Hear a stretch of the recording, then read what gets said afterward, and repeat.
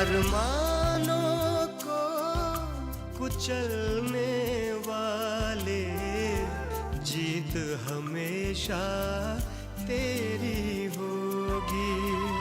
मासूम दिलों को रोंदने वाले, जीत हमेशा तेरी होगी। खुशी मना और हो मदमस्त, हार गए हम हुए हैं पस्त। जालिम तुझको जीत मुबारक, अपने लिए है सिर्फ शिकस्त। शिकस्त शिकस्त शिकस्त, अपने लिए है सिर्फ शिकस्त। शिकस्त शिकस्त शिकस्त।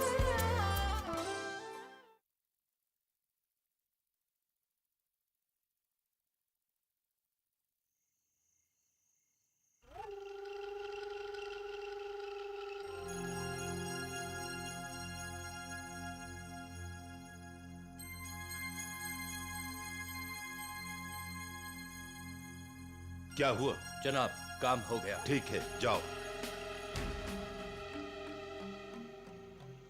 छाया का काम तो निपट गया, लेकिन बंती, जियालाल, ये काम तुम्हारा था ना?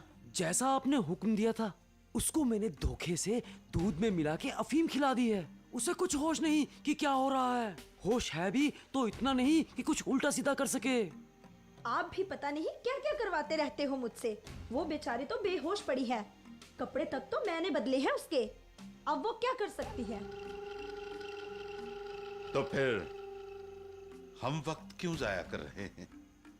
जाओ, पूजा शुरू करवा दो।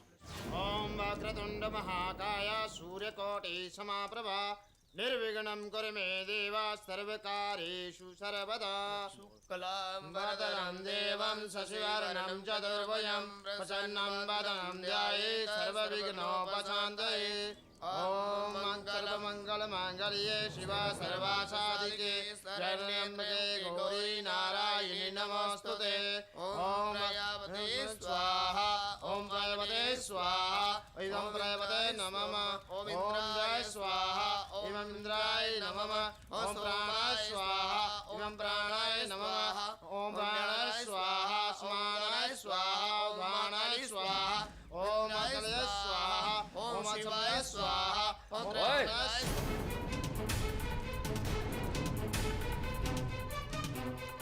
रोक दो ये शादी। खुशामदीद खुशामदीद खुशामदीद। नमस्कार, आदाब। अरे आइए आइए यार मोहम्मद साहब, आइए। हम तो पलके बिछाए आपका ही इंतजार कर रहे हैं। आइए अंदर चल के कमरे में बैठकर बात करते हैं। पंडित जी, गांव में आपका दबदबा है, ठीक है, लेकिन हर बार हर जगह आपकी दाल नहीं गलेगी। और ये सब क्या हो रहा है? इस तरह जबरदस्ती आप किसी की शादी कैसे करा सकते हैं? मैं बताता हूँ ना, आप अंदर तो आइए, सब बताता हूँ। आइए। अंदर तो मैं आपको करने आया हूं पंडित जी। जो कुछ कहना है यही सबके सामने कहिए। ख्वामखा वक्त जाया मत कीजिए, मेरा फर्ज है। इसलिए एक बार, सिर्फ एक बार आपकी भी बात सुनूंगा। उसके बाद मेरा हुक्म मिलते ही मेरी नफरी हरकत में आ जाएगी। मैं आपका शुक्रगुजार हूँ कि आप मुझ जैसे नाचीज को कुछ कहने का मौका दे रहे। अब वक्त चूंकि कम है और आप यहीं पे सब कुछ सुनने की जिद पे अड़े हुए हैं, तो सुन लीजिए। वो गुलाम नबी मेरे पास आया था। गुलाम नबी? कौन गुलाम नबी? और उसका इस शादी से क्या ताल्लुक है? सुन लीजिए, पूरी बात सुन लीजिए। फिर आपके आदमी तो आपके साथ है ही, और फिर इस उम्र में हम भी कहां भाग सकते हैं। पहले मेरी बात सुन लीजिए, फिर कार्रवाई कर लीजिए। लेकिन पहले सुन लीजिए, हो सकता है हमारी बात आपको दिलचस्प लगे। ठीक है, कहिए, लेकिन मुख्तसर में। मुख्तसर बात यह है यार मोहम्मद साहब के गुलाम नबी नूरा का बाप है।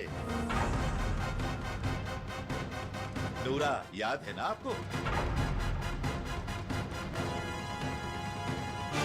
वो कह रहा था कि नूरा का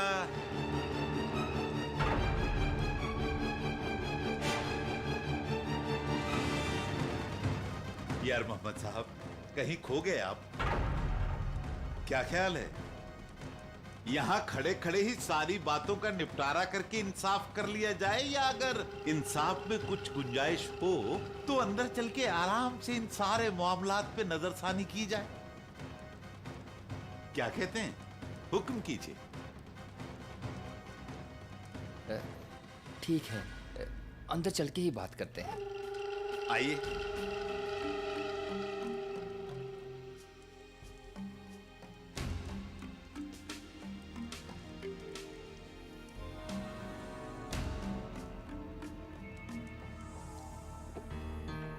आइए आइए आइए आइए आइए आइए, तशरीफ रखिए। यार मोहम्मद साहब, आप तो पहले भी कई बार हमारे पास आ चुके हैं। क्या हमने कभी बिना इज्जत किए आपको वापस भेजा? जी नहीं, कभी नहीं। यार मोहम्मद साहब, आप बुरा मत मानिएगा। देखिए, आप मुसलमान हैं और हम हिंदू, और आप तो जानते हैं कि हमारी पहुंच आला हुक्काम तक है, और अगर ना भी हो तो हम बना सकते हैं। इसलिए जब हिंदुओं के तबके हमारे पास आते हैं तो वो हमसे कहते हैं कि आप उनके रीति रिवाजों में दखल अंदाजी करते हैं, और ये भी कहते हैं कि हम सब इकट्ठा होकर ये मांग करें और आपको यहां से निकाल दिया जाए। तो यकीन मानिए, वो घड़ी हमारे लिए बड़ी मुश्किल की घड़ी होती है, लेकिन हम फिर भी उनका मुंह बंद करवा देते हैं। कोई ना कोई दलील देकर उन्हें समझा बुझाकर वापस भेज देते हैं। देखिए, आज आप हमारे पास आए हैं, इसका हमें कोई एतराज नहीं है, बल्कि हमें फख्र है कि आप बड़ी मुस्तैदी से अपना फर्ज पूरा करने के लिए हर वक्त तैयार रहते हैं। लेकिन हमें तो आपकी परेशानी हो रही है,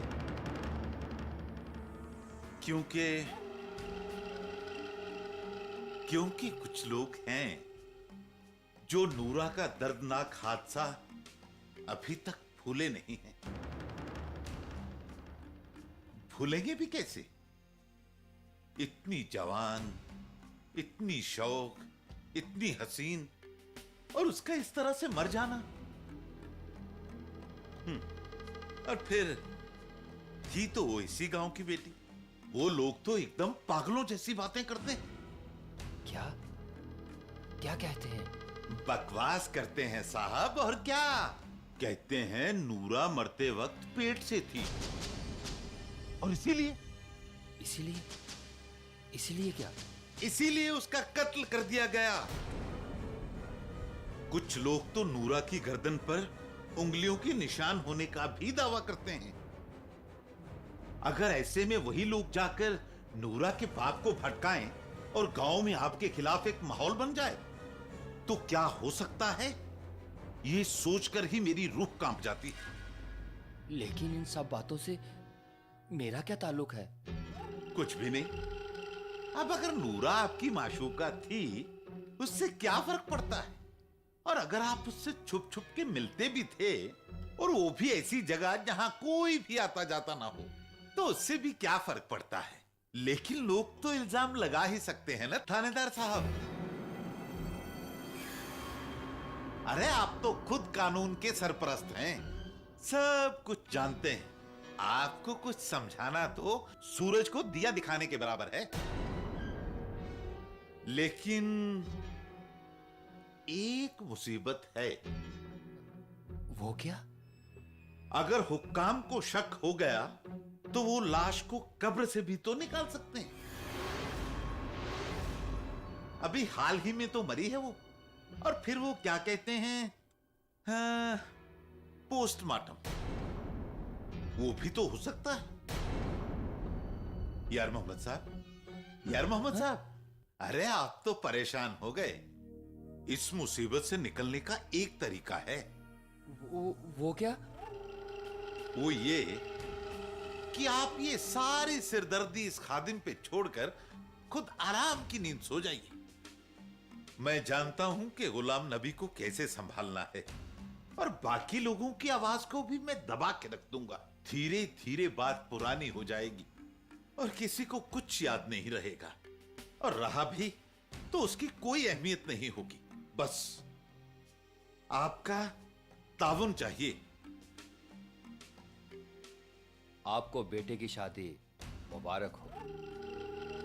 दरअसल मुझे यहां आने के लिए तहसीलदार के बेटे ने मजबूर किया था। बाप को बिना बताए उसने ये शादी रुकवाने के लिए मेरे पास आके इल्तिजा की थी। मैं तो आ नहीं रहा था, लेकिन उसने भी नूरा का जिक्र छेड़ दिया। उसकी क्या औकात है? वो अभी बच्चा है, जज्बात के खिलौनों से खेलने वाला बच्चा। वो कुछ नहीं कर सकता, और अगर कुछ करेगा भी तो उसका साथ देने वाला यहां कोई नहीं होगा। यहां तक कि उसका अपना बाप भी उसका साथ नहीं देगा। आप फिक्र मत कीजिए, मैंने उसके पर काट दिए हैं। अब वो ज्यादा देर उड़ नहीं पाएगा, और गांव में भी कुछ ही दिन रह पाएगा। आप उसकी फिक्र मत कीजिए, बेफिक्र हो जाइए और मौज मनाइए। अच्छा, तो मैं चलता हूं, इजाजत दीजिए। अरे ऐसे कैसे? लीजिए, मुंह मीठा कीजिए। शुक्रिया। सुनिए, इस हांडी को सबके सामने मत खोलिएगा। इसमें सिर्फ मिठाई ही नहीं है। एक बात बताइए पंडित जी, आपने चाणक्य का नाम सुना है? ये आप हमारी तौहीन कर रहे हैं। चाणक्य महाराज को कौन नहीं जानता? वो सियासत के बादशाह थे। अच्छा, तो ये बताइए कि वो आपके क्या लगते थे? ये आप हमारे साथ ज्यादती कर रहे हैं। अच्छा जी, ठीक है, आदाब।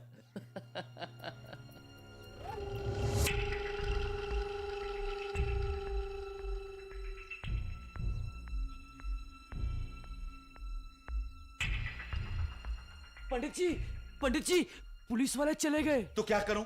वापस बुलाऊं क्या? जाकर मंत्र शुरू करवा। ओम प्राणाय स्वाहा, व्यानाय स्वाहा, समानाय स्वाहा, दानाय स्वाहा। ओम इंद्राय स्वाहा, प्राणाय स्वाहा, व्यानाय स्वाहा, सोमाय स्वाहा, इंद्राय स्वाहा, विद्याय स्वाहा, ओंकाराय स्वाहा, ब्रह्मणे स्वाहा, विष्णवे स्वाहा, महेश्वराय स्वाहा, ओम नमः स्वाहा, ओम नमः स्वाहा। ओए, उठाओ, ले चलो डोली।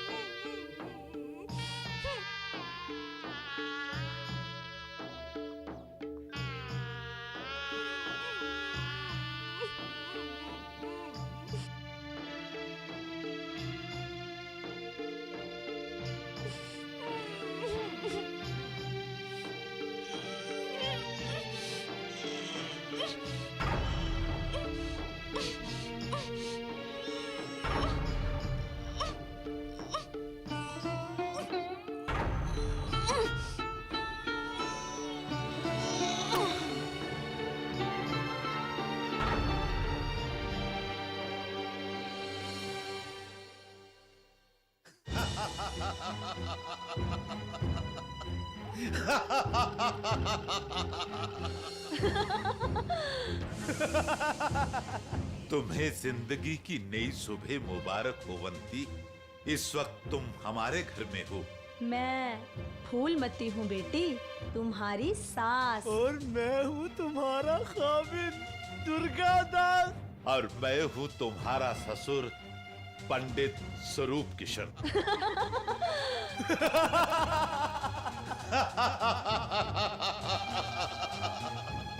वंती।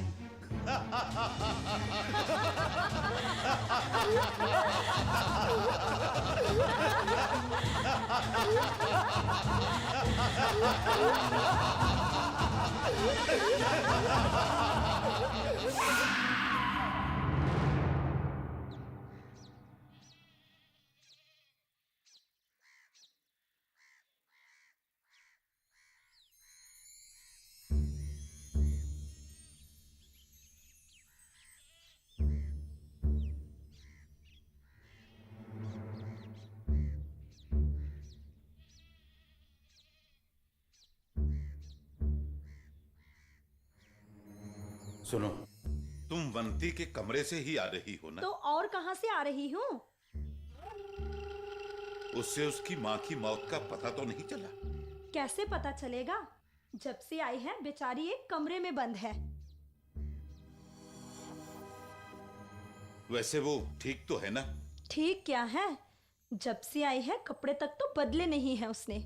खाना पीना तो पहले ही छोड़ रखा है। अगर यही हाल रहा ना तो तुम्हारे हाथ कुछ नहीं लगने वाला। और अगर कल को वो मरवर गई तो फिर मुझे मत इल्जाम देना।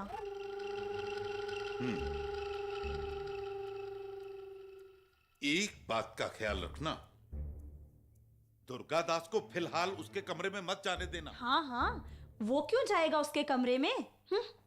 उस बेचारे का हाल तो उस सरकारी मोहर जैसा है, जो कहने के लिए होती तो सरकार की है, पर उसका इस्तेमाल तो कोई और ही करता है।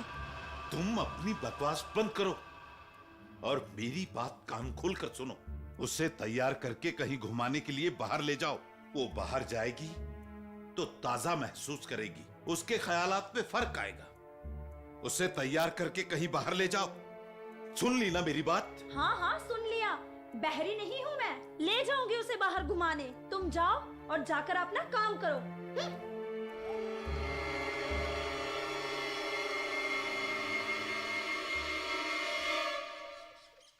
चल बेटी, आराम से चल। चल चल चल। ओह, कहाँ है?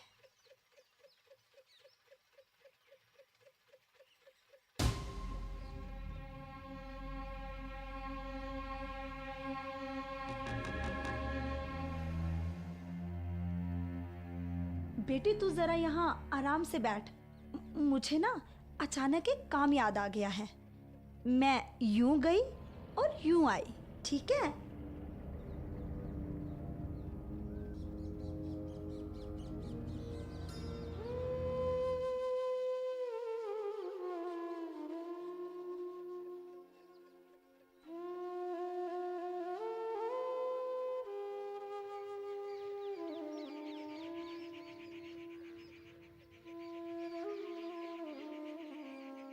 बंती,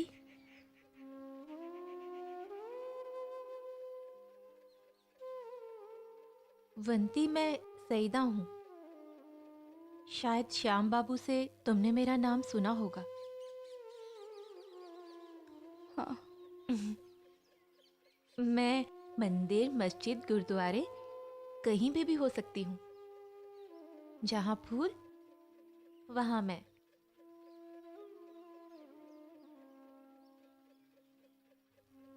बंती, तुम्हारी हालत देखकर मेरा कलेजा फटा जा रहा है। मैंने भी तो तुम्हारे साथ बुरा ही किया है। मेरे पेट में कोई बात ही नहीं पचती। एक दिन मैंने तुम्हें श्याम बाबू के साथ देखा और जाकर माँ जी को सुना दिया। बंती, मुझे माफ कर दो। सईदा जी, मेरे नसीब में बर्बादी लिखी थी तो हो गई। इस बर्बादी को कोई रोक नहीं सकता था। आप माझी से कुछ कहती या ना कहती, इससे कोई फर्क नहीं पड़ना था। आप अपने दिल से ये बोझ उतार लें। बंती, तुम्हें पता है क्या? वो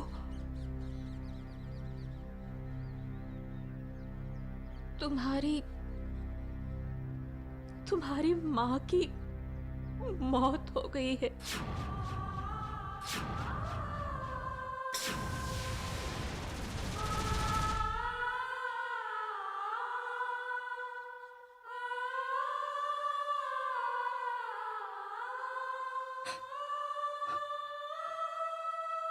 अच्छा किया,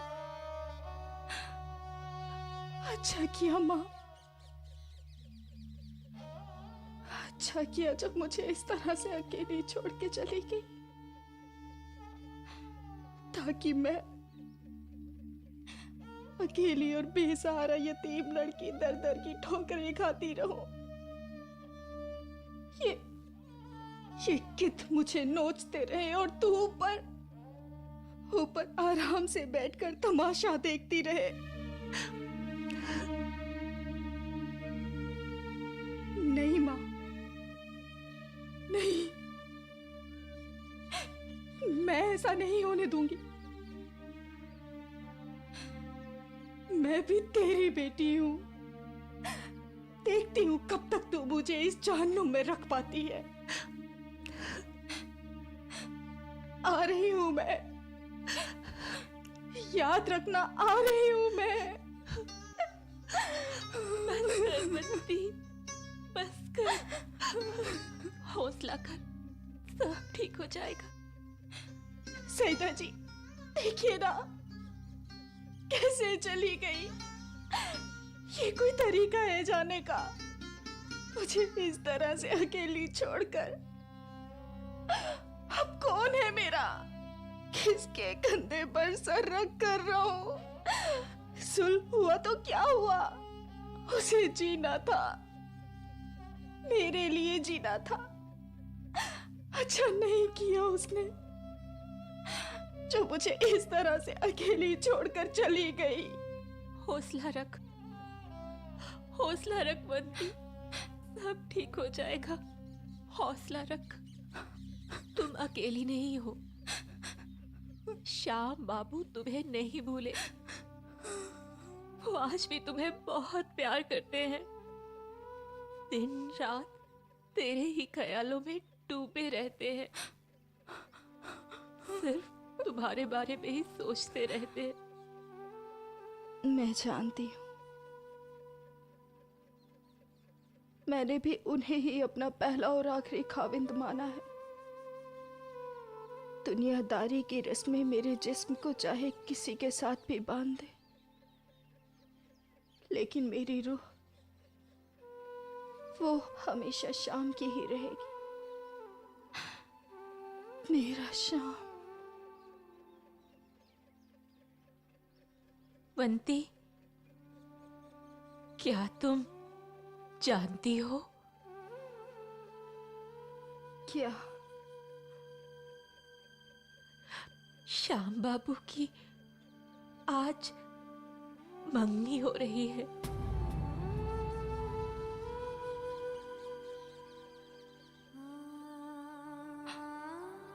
मंगनी? हाँ, ये तो बहुत खुशी की खबर सुनाई आपने। उनकी जिंदगी सवर जाए, और मुझे क्या चाहिए। उन्हें मेरी ओर से भी मुबारक दे दीजिएगा। बहुत बहुत मुबारक। मुबारक? मुबारक कैसे दे दूं? तुम्हें क्या लगता है कि श्याम बाबू अपनी मंगनी की खुशी में नाच रहे होंगे? नहीं, बेचारे इस वक्त भी तुम्हारे बारे में ही सोच रहे होंगे। हालांकि उनके घर में रौनक होगी, लेकिन वो तब भी गम के अंधेरों में डूबे हुए होंगे।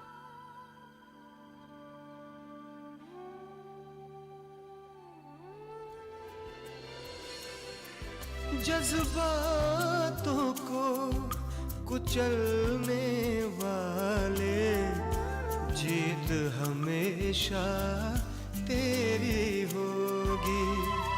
जालिम तुझको जीत मुबारक, अपने लिए है सिर्फ शिकस्त, शिकस्त, शिकस्त, शिकस्त। अपने लिए है सिर्फ शिकस्त, शिकस्त, शिकस्त, शिकस्त।